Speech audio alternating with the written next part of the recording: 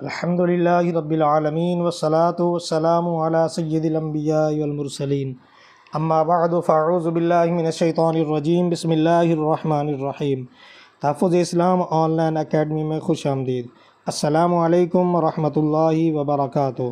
بنیادی عقائد course lecture number 2۔ Lecture number 1 میں ہم نے 4 سوال پڑھے تھے، آج سوال نمبر 5 پڑھتے ہیں اپنے کورس کا۔ سوال نمبر 5، نبیوں کو غیب کا علم ہوتا ہے یا نہیں؟ جواب: حساب و کتاب، جنت و دوزخ، ثواب و عذاب، حشر و نشر، فرشتے وغیرہ غیب نہیں تو اور کیا ہیں؟ یہ وہی بتانے آتے ہیں جن تک انسانی حواس نہیں پہنچتے، مگر انبیاء کا علم غیب ان کو اللہ کی طرف سے ہی ہے، لہٰذا ان کا علم عطائی ہے، اور اللہ تعالیٰ کا علم ذاتی ہے جس کی کوئی حد نہیں، اس کی صفت ہے، ہمیشہ سے ہے۔ اسی طرح علم غیب نبیوں اور رسولوں کے لیے ماننے والوں کو شرک کا الزام دینا بھی حماقت و جہالت کے سوا کچھ نہیں اور سخت گمراہی کی بات ہے۔ متعدد قرآنی آیات سے ثابت ہونے کی وجہ سے مطلقاً علم غیب کا انکار کرنا کفر ہے۔ 2 قرآنی آیات علم غیب کے حوالے سے آپ کی خدمت میں پیش کرتے ہیں۔ سب سے پہلے پارہ نمبر 4 سورۃ آل عمران آیت نمبر 179۔ اللہ تبارک و تعالیٰ نے ارشاد فرمایا، اور اللہ کی شان یہ نہیں کہ اے عام لوگوں تمہیں غیب کا علم دے دے، ہاں اللہ چن لیتا ہے اپنے رسولوں سے جسے چاہے، تو ایمان لاؤ اللہ اور اس کے رسولوں پر، اگر ایمان لاؤ اور پرہیزگاری کرو تمہارے لیے بڑا ثواب ہے۔ اس آیت کریمہ میں اللہ پاک نے ارشاد فرمایا کہ وہ اپنے رسولوں کو جسے چن لیتا ہے انہیں غیب دیتا ہے، غیب کا علم عطا کرتا ہے۔ اب دوسری آیت کریمہ پارہ نمبر 5 سورۃ النساء آیت نمبر 113۔ نبی پاک صلی اللہ علیہ وآلہ وسلم کو علم غیب عطا کیا گیا۔ اللہ پاک نے ارشاد فرمایا، اور تمہیں سکھا دیا جو کچھ تم نہ جانتے تھے، اور اللہ کا تم پر بڑا فضل ہے۔ پارہ نمبر 5 سورۃ النساء آیت نمبر 113 ہے۔ تو نبی پاک صلی اللہ علیہ وآلہ وسلم کو اللہ پاک نے وہ سکھا دیا جو نبی پاک صلی اللہ علیہ وسلم نہیں جانتے تھے۔ انبیاء کے لیے علم غیب ثابت ہے۔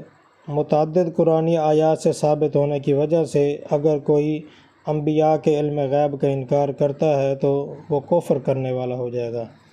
سوال نمبر 6، معجزہ کسے کہتے ہیں؟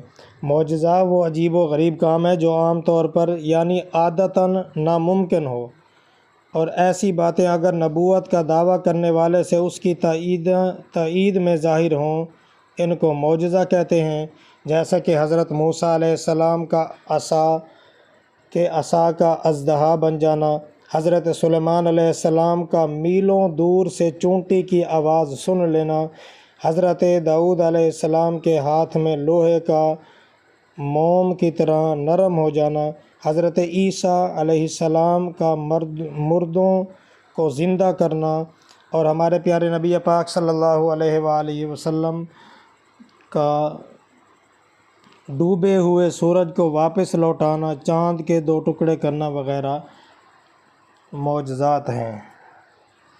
سوال نمبر 7، انبیاء کرام علیہم الرضوان کو معجزات کیوں عطا ہوئے؟ جواب: معجزات انبیاء کرام علیہ السلام کی نبوت کی دلیل ہیں۔ معجزات دیکھ کر آدمی کا دل نبی کی سچائی کا یقین کر لیتا ہے، جس کے ہاتھ سے قدرت کی ایسی نشانیاں ظاہر ہوتی ہیں جن کے آگے سب لوگ عاجز و حیران ہوتے ہیں۔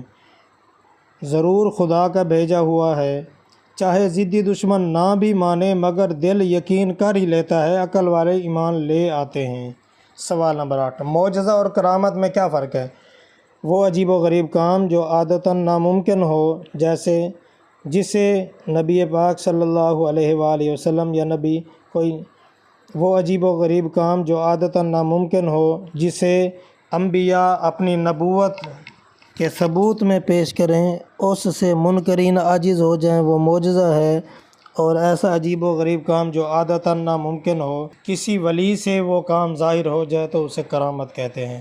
ہمارا آج کا لیکچر نمبر 2 مکمل ہوا۔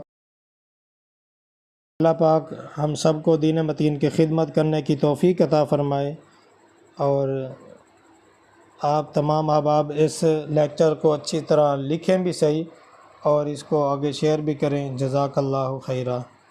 وما علیہ الا البلاغ المبین۔ لبیک لبیک لبیک یا رسول اللہ۔ تاجدار ختم نبوت، زندہ باد زندہ باد۔ من سب نبیا فاقتلوہ، من سب نبیا فاقتلوہ۔ تحفظ اسلام آن لائن اکیڈمی۔ اللہ حافظ۔